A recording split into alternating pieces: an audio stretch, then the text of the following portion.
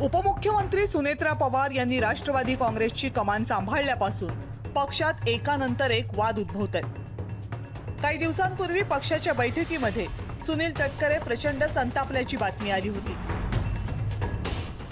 आणि आज तर थेट पक्ष कार्यालयात दोन उमेदवार आमने सामने आले।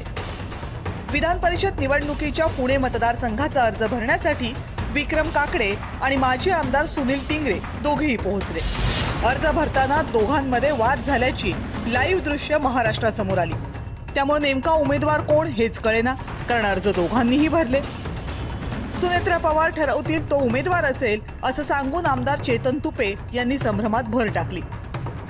राष्ट्रवादी काँग्रेस पक्ष सुनेत्रा वहिनीतांच्या नेतृत्वाखाली चालतो। आमच्या पक्षाचा जो आदेश येईल त्याच्याप्रमाणे होईल। अनेक जण इच्छुक होते, अनेक जण तयारी करतायत, अनेक जण फॉर्म लिहितायत। ज्यावेळी अंतिम आदेश पक्षाचा येईल त्याला एबी फॉर्म दिला जाईल। त्यानंतरही बराच वेळ गोंधळ सुरूच होता।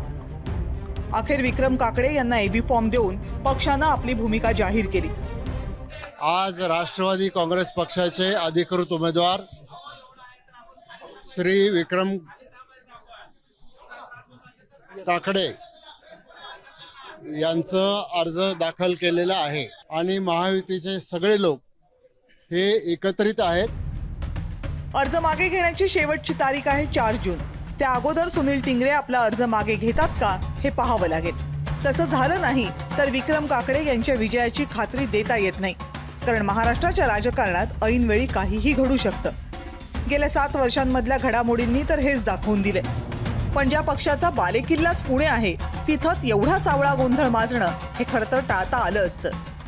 आणि म्हणूनच राष्ट्रवादी काँग्रेसची सूत्र नक्की कुणाच्या हातात आहे हा सवाल उपस्थित होतोय।